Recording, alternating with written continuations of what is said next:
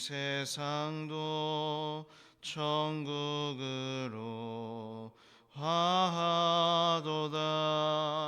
할렐루야 찬양하세. 내 모든 죄 사함 받고 주 예수와 동행하니 그 어디나 하늘나라. 주의 얼굴 뵙기 전에 멀리 뵈던 하늘나라. 내 맘속에 이루어지니 날로 날로 가깝도다. 할렐루야 찬양하세. 내 모든 죄 사함 받고 주 예수와 동행하니 그 어디나 하늘나라. 높은 산이 거친 들이 조막이나 궁궐이나 내 주 예수 모신 곳이 그 어디나 하늘나라. 할렐루야 찬양하세. 내 모든 죄 사함 받고 주 예수와 동행하니 그 어디나 하늘나라. 아멘. 나는 전능하신 아버지 하나님 천지의 창조주를 믿습니다. 나는 그의 유일하신 아들 우리 주 예수 그리스도를 믿습니다. 그는 성령으로 잉태되어 동정녀 마리아에게서 나시고 본디오 빌라도에게 고난을 받아 십자가에 못 박혀 죽으시고 장사된 지 사흘 만에 죽은 자 가운데서 다시 살아나셨으며 하늘에 오르시어 전능하신 아버지 하나님 우편에 앉아 계시다가 거기로부터 살아있는 자와 죽은 자를 심판하러 오십니다. 나는 성령을 믿으며 거룩한 공교회와 성도의 교제와 죄를 용서받는 것과 몸의 부활과 영생을 믿습니다. 아멘. 오늘 함께 나눌 말씀은 누가복음 10장 25절에서 42절까지 말씀입니다. 누가복음 10장 25절에서 42절까지 말씀입니다. 신약 110페이지에 있습니다.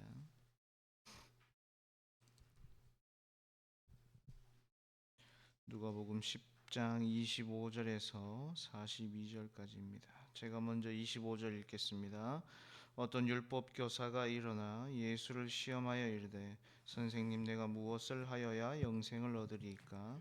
예수께서 이르시되 율법에 무엇이라 기록되었으며 내가 어떻게 읽느냐? 대답하여 이르되 내 마음을 다하며 목숨을 다하며 힘을 다하며 뜻을 다하여 주 너의 하나님을 사랑하고 또한 내 이웃을 내 자신과 같이 사랑하라 하였나이다.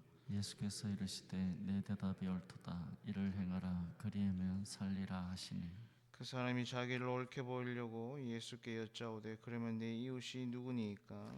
예수께서 대답하여 이르시되 어떤 사람이 예루살렘에서 여리고로 내려가다가 강도를 만남에 강도들이 그 옷을 벗기고 때려 거의 죽은 것을 버리고 갔더라. 마침 한 제사장이 그 길로 내려가다가 그를 보고 피하여 지나가고 또 이와 같이 한 레위인도 그곳에 이르러 그를 보고 피하여 지나가되 어떤 사마리아 사람은 여행하는 중 거기 이르러 그를 보고 불쌍히 여겨 가까이 가서 기름과 포도주를 그 상처에 붓고 싸매고 자기 짐승에 태워 주막으로 데리고 가서 돌보아 주니라. 그 이튿날 그가 주막 주인에게 데나리온 둘을 내어주며 이르되 이 사람을 돌보아 주라. 비용이 더 들면 내가 돌아올 때에 갚으리라 하였으니 내 생각에는 이 세 사람 중에 누가 강도 맞는 자의 이웃이 되겠느냐? 이르되 자비를 베푼 자니이다. 예수께서 이르시되 가서 너도 이와 같이 하라 하시니라.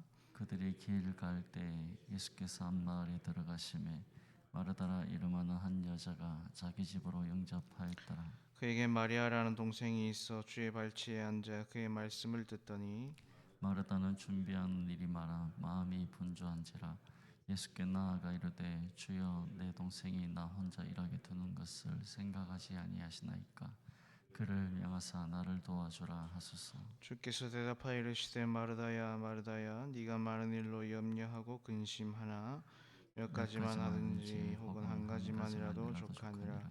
마리아는 이 좋은 편을 택하였으니 빼앗기지 아니하리라 하시니라. 아멘. 예, 오늘 이 말씀은 우리가 잘 아는 그 선한 사마리아인의 비유가 들어가 있는 그러한 본문의 말씀입니다. 근데 이 선한 사마리아인의 비유가 이제 왜 시작이 되었느냐? 25절에 보시면 어떤 율법 교사가 예수님을 시험하기 위하여 한 질문으로 시작이 되었다라는 것을 우리가 기억을 하면서 오늘 이 말씀을 보아야 합니다. 그냥 물어본 것이 아니라 이 율법 교사가 시험하기 위해서 예수님께 질문했다. 이런 것을 보면 예수님의 생애는 처음부터 끝까지 시험뿐이었다라는 것을 우리가 알게 됩니다.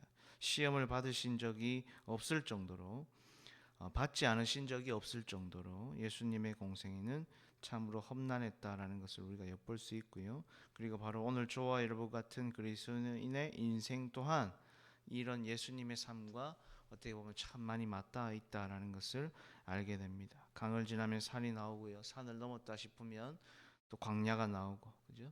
또 이 광야 끝났나 싶으면 또 강이 나오고, 우리 인생이 그렇다라는 것입니다. 그렇다면 우리가 바로 이 시험을 이겨낼 수 있는 힘의 근원이 무엇이냐? 결국은 하나밖에 없다라는 것이 나옵니다. 바로 이 모든 시험을 물리치시고 끝까지 아버지 하나님의 뜻을 이루어 가신 예수님 그 한 분만이 우리가 이 땅에서 겪는 그 모든 시험을 이겨낼 수 있는 힘의 근원이다.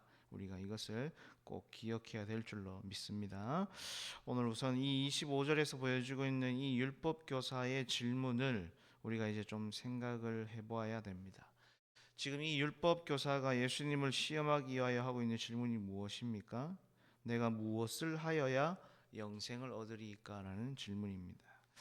우리가 이제 그 사람의 질문을 보면 그 사람의 의도를 파악할 수 있다고 하지요. 마찬가지로 지금 이 율법 교사는 영생에 대해서 잘못된 인식을 가지고 있다라는 것이 지금 드러나고 있습니다. 무엇을 하여야, 즉 어떠한 행위를 해서 영생을 얻을 수 있다, 구원을 얻을 수 있다라고 지금 착각을 하고 있다라는 것이죠. 그러자 예수님이 26절에서 오히려 물으시잖아요. 율법에 무엇이라 기록되었으며 네가 어떻게 읽느냐라고 오히려 되묻고 있습니다. 그러니까 이런 거죠. 너 율법 많이 알고 있지 않느냐?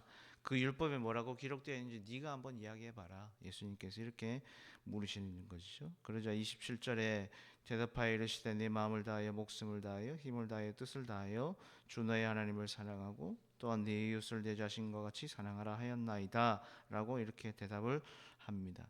사실 이제 이 대답이 맞는 대답입니다. 그렇죠? 그런데 지금 이 말씀을 이제 우리가 아는 이 신앙의 수준에서 읽으면 안 되고 지금 이 율법 교사가 이렇게 대답을 하는 것은 쉽게 말해서 이제 문자를 읽는 것과 똑같은 것입니다. 아무 감흥 없이 예수님께서 너 성경 많이 알고 있잖아. 네가 대답해봐라 라고 하니까 이 사람은 그냥 바로 튀어나온 것이죠. 왜냐하면 진짜 우리로 말하면 성경을 몇백 독을 한 사람이니까 그냥 너 성경 알고 있으니까 뭐라고 적혀있디? 라고 물으니까 형식적으로 아무 감정 없이 우리로 말하면 마치 AI가 대답하는 것처럼 그렇게 지금 탁 튀어나와서 내 마음을 다하여 목숨을 다하여 힘을 다하여 이렇게 지금 대답을 하고 있다라는 것입니다. 그러자 예수님께서 28절에 네 대답이 맞다라고 하시면서 그대로 행해라 그렇게 지금 말씀을 하고 있는 것입니다. 그러자 29절에 이 율법 교사가 또 질문을 합니다. 그러면 내 이웃이 누구니까? 그죠? 이 질문의 전제는 뭐냐면 29절에 보시면 이 사람이 자기를 옳게 보이려고 이 질문을 했다라는 것입니다. 이 옳게 보이려고 하는 것과 25절에 나와 있는 예수님을 시험하려고 하는 것과 동일한 마음이 있는 것이죠. 그러니까 오늘 이 본문 우리가 잘 이해하고 넘어가야 되는 게 25절에서 이 율법교사의 질문의 의도가 잘못되었다는 것을 우리가 분명히 전제로 깔았습니다. 구원, 즉 영생은 무언가를 행해서 얻어지는 것이 아니라는 것을 우리는 알고 있습니다. 그런데 지금 예수님이 이 율법교사의 대답을 듣고는 그대로 행해라 이렇게 말씀을 했다라는 것은 뭐냐면, 지금 이 율법교사는 진정한 구원이 무엇인지를 모르고 있고, 자기가 말한 마음을 다하여 주 너의 하나님을 사랑하고 또 내 이웃을 내 자신과 같이 사랑하는 게 뭔지를 지금 모르고 있기 때문에 예수님께서 그대로 행해라, 네 말이 맞다, 그대로 행해라, 그렇게 이야기를 하고 있는 것입니다. 그러니까 율법학자라면 오히려 더 잘 알고 있어야 되고, 또한 그대로 어떻게 살아가고 있는 그 모습이 있어야 됨에도 불구하고 그렇게 하지 못하고 있다라는 것은 무엇 때문일까요? 이 율법 교사가 갖고 있는 교만 때문에 오히려 이것이 지금 가리워져 있다라는 것입니다. 정말 이 율법 학자가 율법을 제대로 알고 깨닫고 있다면 사실은 지금 이러한 반응이 나오면 안 됩니다. 로마서 3장 20절에 가면 율법에 대해서 이렇게 말씀을 합니다. 쭉 나오는데 한 가지만 말씀을 드리면, 그러므로 율법의 행위로 그의 앞에 의롭다 하심을 얻을 육체가 없나니 율법으로는 죄를 깨달음이라 라고 말씀을 합니다. 무슨 말이냐면, 자신의 어떤 행위로 의롭다 할 수 없다는 것을 깨닫게 하는 것이 뭐냐? 바로 율법이다 라는 것입니다. 그러니까 아무리 선한 일을 많이 하고 윤리도덕적으로 착한 일을 많이 했다고 해서 자신을 의롭다 할 수 없다라는 것을 깨닫게 하는 게 바로 이 율법이다라는 것입니다. 그러니까 행위로는 이 율법을 완벽하게 지켜낼 수 없다라는 것입니다. 그럼 오늘 본문에 나오는 이 율법 교사는 이 율법의 의미를 지금 전혀 망각하고 있을 뿐만 아니라 더 나아가서는 이 율법을 자신을 옳게 보이려고, 자기를 드러내려고 하는 그 교만의 도구로 사용하고 있다라는 것입니다. 그래서 이 질문이 뭐로 가냐면, 내 이웃이 누구입니까? 라고 하는 질문으로 가고 있다라는 것입니다. 이 질문에 이제 예수님이 대답하는 것이 바로 우리가 알고 있는 강도당한 자를 도와준 선한 사마리아인의 비유의 내용입니다. 일단 설명을 드리면, 이 강도당한 자가 만난 세 사람이 나오죠. 제사장, 레위인, 그리고 사마리아인입니다. 이 비유 속에 나오는 제사장, 레위인을 보면서 흔히 오늘날 자기 자신의 어떤 배만 불리는 목회자들이나 사역자들을 비난할 때에 보통 이 부분을 갖다 붙이고는 합니다. 그래서 31절과 32절에 보시면 이제 제사장과 레위인 둘 다 이 강도당한 자를 피하여 지나갔다라고 이렇게 기록을 하고 있습니다. 근데 여러분, 이 말씀을 가지고 그렇게 아까 말씀드렸던 일부 오늘날 자신의 배만 불리는 목회자를 비난하는 도구로 사용하는 것은 잘못된 해석입니다. 왜 그러냐면, 이 당시에 제사장과 레위인 하는 일들이 뭡니까?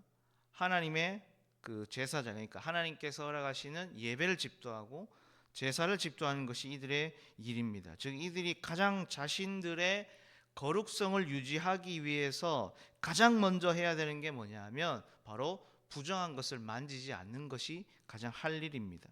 동물의 사체나 사람의 시체에 손을 대거나 나병 환자와 같은 병든 자를 만지면 안 되는 것이 바로 이 제사장이나 레위인이 해야 되는 일입니다. 그러니까 지금 이 제사장이나 레위인들을 바라볼 때에 물론 인간적인 마음으로 생각하면 도와주는 것이 맞고, 또 오늘날의 보편적인 관습으로 보면 도와주는 것이 맞지만, 이들 이 당시의 종교적인 관행으로 보면 이 부정한 부분 때문에 시체라고 생각하고 그냥 피해가는 것이 오히려 이들에게는 더 맞다라는 것입니다. 왜냐하면 30절에 보시면 이 강도들이 이 사람을 어떻게 해놓고 갔습니까?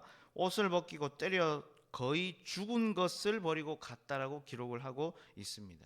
그러니까 죽었는지 살았는지 확인하기 위해서 제사장이나 레위인이 건드리는 순간 만약에 죽어 있다면 이들은 부정한 것을 만지게 되는 것입니다. 제가 이 말씀을 드린 이유는 뭐냐면, 이 부분이 잘못된 해석으로 가는 경우가 많이 있기 때문에 말씀을 드리는 것입니다. 그럼 우리가 남은 해석은 사마리아인의 이 모습입니다. 이 사마리아인은 엄밀히 말하면 구약의 북이스라엘을 멸망시킨 아수리의 피가 섞인 민족이라고 보시면 됩니다. BC 600년경에 아수리에서 북이스라엘이 멸망을 했잖아요. 근데 성경의 나훔서를 보면 당시에 수많은 열강들 중에서 가장 포악하고 잔혹한 짓을 많이 한 민족이 뭐냐? 바로 이 아수르라는 나라입니다. 근데 이 아수르가 유대인들을 말살 정책을 펼치기 위해서 일환으로 내놓은 게 뭐냐면 바로 피를 섞어버리자는 거였습니다. 그러니까 나치처럼 다 죽일 수 없으니까 내놓은 방법이 뭐냐면 순수 혈통의 유대인들을 다 없애버리자라는 것입니다. 그러면 이 순수 혈통의 그 혈통을 없애버리기 위해서 하는 것이 뭐냐? 바로 아수르와 이 유대인들이 결혼을 하도록 만드는 겁니다. 그러니까 유대인들의 인식 속에는 뭐가 있죠? 이방인들의 통혼은 우상을 섬기는 것과 똑같은 것입니다. 신과 신의 결합이라는 것이죠. 그래서 아수리인들을 유대인과 결혼시키는 방법으로 유대인들의 순수 섞인 그 피를 말려버리려고 한 겁니다. 물론 이제 우리 그 일제강점기처럼 그래서 그런 상황 속에서도 끝까지 혈통을 지키고 민족, 그러니까 피를 지킨 민족들도 있지만, 사람들도 있지만, 반대로 이제 이런 경우도 있는 것이죠. 세월이 어쩔 수 없지, 우리가 할 수 있는 게 뭐겠어라고 하고는 그 혼혈을 받아들이는 유대인들의 모습도 있었다라는 겁니다. 이 혼혈 유대인들이 바로 우리가 보고 있는 오늘 이 사마리아인들인 것입니다. 그리고 이제 해방이 되니까 어떻게 됩니까? 당연히 정통 유대인들은 이 혼혈 유대인들을 인정할까요? 인정할 수 없죠. 그래서 영적 간음을 한 자들이라고 하면서 이 혼혈을 받아들이지 않을 뿐만 아니라 이 사마리아 사는 인들이 사는 이 지역은 밟으면 닿기만 해도, 그냥 지나가기만 해도 부정해진다라고 하면서 완전히 분리해버리는 그러한 모습들이 일어났던 겁니다. 그러니까 그런 취급을 받는 이 사마리아인이 지금 이제 강도당한 자를 보고 33절에 보시면 불쌍히 여겼다라고 말씀을 합니다. 여기 불쌍히 여기는 마음, 이제 긍휼의 마음인데, 이것은 우리가 생각하는 그냥 좀 안타깝고 불쌍히 여기는 게 아니라 예수님이 보여주신 긍휼의 마음을 말하는 겁니다. 예수님이 보여주신 긍휼의 마음은 오늘을 보면 창자가 끊어질 듯한 고통을 느끼는 표현이 바로 이 긍휼의 마음입니다. 그러면 여러분, 상식적으로 사마리아인이 유대인을 바라볼 때에 아무리 강도를 만났다 하여도 불쌍히 여기는 마음이 생겨날까요? 그렇지 않을 것입니다. 설사 그런 마음이 있다 하여도 또 도와줄 필요가 있을까요? 그렇게 하지 않아도 누가 뭐라 할 사람도 없다라는 겁니다. 왜냐하면 자신들은 그렇게 무시받고 있는 혼혈 유대인들이니까, 그렇죠? 사마리아인들이니까. 자기들과 같이 있기라도 하면 부정해진다고 얘기하는데 뭐하러 유대인들을 도와주겠습니까? 근데 이 부분에서 바로 이 사마리아인의 그 마음과 행위가 지금 예수님의 마음, 예수님의 그 마음과 그 모습과 그 삶과 맞닿아 있다라는 것입니다. 무슨 말이냐면, 우리가 구원을 받았다라고 말할 때 그 구원의 근거는 우리가 흔히 믿음이라고 말합니다. 근데 엄밀히 말하면 여러분, 믿음은 이 땅을 살아가는 동안 우리에게 필요한 것이 믿음입니다. 그렇죠? 여러분 한번 생각을 해보십시오. 하나님 앞에 섰습니다. 천국 갔습니다. 믿음이 필요할까요? 필요 없죠. 이미 하나님 앞에 섰는데 우리가 거기에 서서 하나님 앞에 할 수 있는 게 뭐죠? 찬양밖에 없습니다. 하나님 앞에 영광 올려드리는 것밖에 없다라는 겁니다. 믿음은 이 땅에서 우리가 하나님 나라 가는 그날까지 그 과정 속에 필요한 것이 바로 믿음이다라는 겁니다. 우리가 믿음으로 구원받는다는 것 안에는 바로 이러한 뜻이 담겨져 있는 겁니다. 단순히 나는 그냥 하나님 믿어, 나는 구원받았어, 이게 아니라 구원받을 수 없는 죄 많은 나를 하나님이 긍휼히 여기셔서 창자가 끊어질 것 같은 그 긍휼의 마음으로 누구를 보내셨습니까? 예수 그리스도를 보내신 겁니다. 그래서 우리를 회복시키고자 하나님이 그 열심과 그 사랑으로 우리를 구원하여 주신 겁니다. 즉 구원의 근거는 뭐냐? 바로 하나님의 사랑이라는 것입니다. 다른 말로 하면 긍휼의 마음이라는 것입니다. 우리 안에 확신, 신념 이런 게 아니다라는 것입니다. 그래서 오늘 이 사마리아인이 하는 행동을 보시면 주님의 그 삶과 그 마음과 동일하게 드러나 있다는 겁니다. 기름과 포도주를 상처에 붓고 싸매고 자기 짐승에 태워 주막으로 가서 돌보아주고, 돌보아주면 뿐만 아니라 35절에 보시면 주막 주인에게 돈이 더 들면 내가 돌아올 때 줄 테니까 보살펴 주라라고 얘기합니다. 그러니까 강도를 사마리아인이 한 게 아니잖아요, 그죠? 근데 강도당한 자의 그 아픔과 상처의 대가를 지금 누가 지불합니까? 사마리아인이 하고 있다라는 것입니다. 마치 우리 예수님이 우리가 아직 죄인 되었을 때, 그러니까 우리가 아직 예수님을 모를 때에 우리가 예수님의 가르침을 싫어하고 거부할 때에 예수님이 우리를 찾아오셔서 십자가의 모든 물과 피를 흘리시고 그 보혈의 피로 우리의 죄값을 다 짊어지시고 십자가에 올라가신 것처럼, 그처럼 바로 이 사마리아인의 마음도 바로 그 마음이다. 지금 이 비유를 통해서 예수님께서 드러내고 있다라는 것입니다. 그리고 나서 이제 36절에서 예수님이 율법 교사에게 묻고 있지요. 네 생각에는 이 세 사람 중에 누가 강도 만난 자의 이웃이 되겠느냐라고 묻고 있다라는 것입니다. 근데 여러분 잘 보시면 처음 율법 교사가 한 질문에는 누가 내 이웃입니까? 라는 이 질문과 그 다음에 지금 이 선한 사마리아인의 비유 이후에 말씀하시는 이 질문이 지금 주제가 중심이 바뀌어져 있습니다. 처음 율법 교사가 한 질문의 중심은 자기입니다. 그러니까 누가 내 이웃입니까? 라고 해서 자기를 중심으로 누가 나의 이웃이 될 수 있습니까?를 물었다면 지금 예수님이 말씀하시는 중심은 뭐냐? 강도 망난 자가 중심입니다. 그렇죠?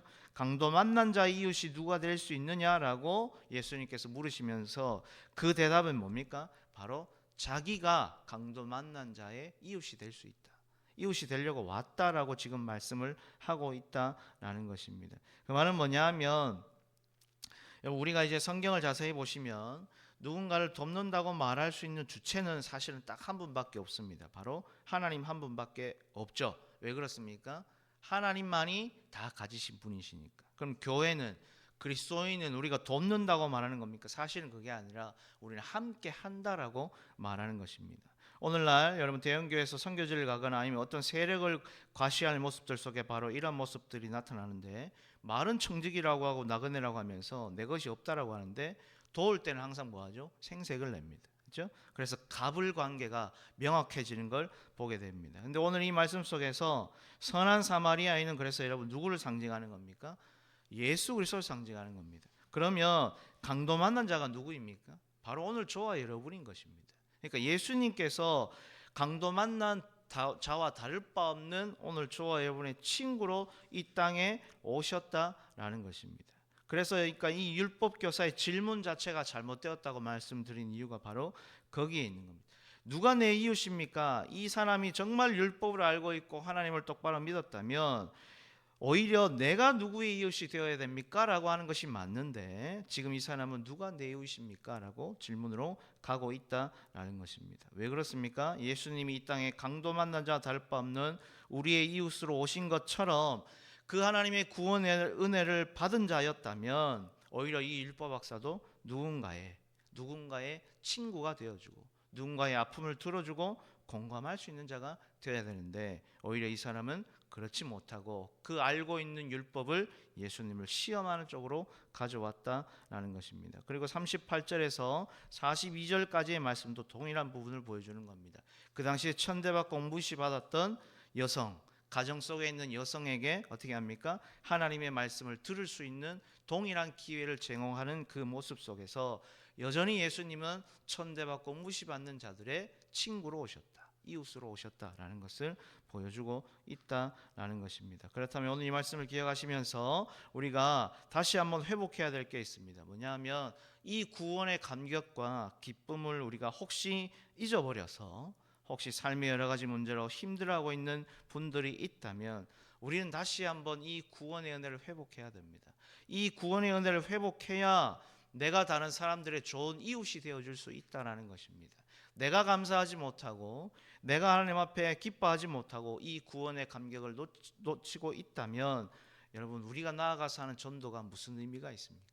우리가 살아가면서 많은 이들에게 예수 그리스도를 믿어야 된다고 말하는 그 복음이 삶이 없는 그 복음이 무슨 의미가 있을까요? 그래서 오늘 이 말씀을 우리가 기억하면서 37절에 가서 너도 이와 같이 하라는 이 말씀을 우리가 좀 기억했으면 좋겠습니다. 오늘 내가 만나는 수많은 사람들에게 먼저 예수님처럼 좋은 이웃이 되어주고 힘이 되어줄 수 있는 그 힘의 근원은 바로 예수 그리스도가 나를 그렇게 구원하여 주셨다. 그 은혜를 놓치지 않는 것임을 여러분 기억하시면서 다시 한번 오늘 우리에게 주어진 이 하루도 구원의 은혜로 만끽하고 그래서 내가 다른 누군가에게 좋은 이웃, 선한 사마리아인과 똑같은 그런 믿음의 이웃으로 함께 공감해 줄 수 있는 그런 삶을 살아가는 저와 여러분이 될 수 있기를 축원합니다. 기도하겠습니다. 하나님 아버지 감사합니다. 오늘 말씀을 통해서 우리 그리스도인이 살아가야 될 그 인생을 다시 한번 돌아보게 하시니 감사합니다. 여기면 우리 삼성의 가족들 내가 주님의 구원의 은혜를 받은 것처럼 내 주위의 수많은 사람들을 주님께로 인도하며 그들의 그 아픔과 상처, 고통과 외로움을 함께 공감하며 기도함으로 믿음의 선한 이웃이 될 수 있도록 이끌어 주시옵소서. 그래서 우리 가족들을 통해서, 우리 삼성교회 가족 공동체를 통해서 죽었던 영혼들이 살아나고 소생되어지는 믿음의 선한 역사가 불일 듯이 일어나는 우리 교회 될 수 있도록 역사하여 주시옵소서. 특별히 살아오면서 여러 가지 삶의 문제로 이 구원의 은혜를 놓친 가족들이 있다면 이 새벽 다시 한 번 더 하나님의 허락하신 그 구원의 은혜를 만끽하며 회복되어질 수 있는 복된 새벽 될 수 있도록 역사하여 주시옵소서. 감사를 드리며 예수님의 이름으로 기도드리옵나이다. 아멘. 하늘에 계신 우리 아버지, 아버지의 이름을 거룩하게 하시며 아버지의 나라가 오게 하시며 아버지의 뜻이 하늘에서와 같이 땅에서도 이루어지게 하소서. 오늘 우리에게 일용할 양식을 주시고 우리가 우리에게 잘못한 사람을 용서해 준 것 같이 우리 죄를 용서해 주시고 우리를 시험에 빠지지 않게 하시고 악에서 구하소서. 나라와 권능과 영광이 영원히 아버지의 것입니다. 아멘. 오늘은 선교와 전도를 위해서 기도하는 날입니다. 우리가 파송한 선교사님들과 또 후원 선교사님들, 또 국내 개척교회 및 기관 선교를 위해서 여러분 기도해 주시고, 특별히 우리 삼성교회가 이 지역 사회를 섬기며 복음의 능력으로 전도의 사명 감당하는 교회 될 수 있도록 해달라고 기도해 주시고, 앞장서 이끌어가시는 우리 담임 목사님과 당회와 재직들을 위해서도 여러분 위하여서 기도해 주시면 좋겠습니다. 특별히 오늘부터 이제 사역들이 시작이 됩니다. 중보기도를 시작하여서 내일은 또 엘림 이렇게 시작이 되는데, 모든 사역 가운데 하나님께서 함께하여 달라고, 그래서 그 봉사와 헌신의 손길이 끊이지 않는 그런 사역들이 될 수 있도록 해달라고 여러분 위하여서 기도해 주시면 좋겠습니다. 그리고 여러분들이 가진 개개인의 기도의 제목들을 아뢰시다가 자유롭게 돌아가시면 되겠습니다. 우리 주여 크게 한번 부르고 동성으로 기도합니다. 주여. 하나님 아버지 은혜를 감사합니다. 오늘 말씀을 통하여 우리가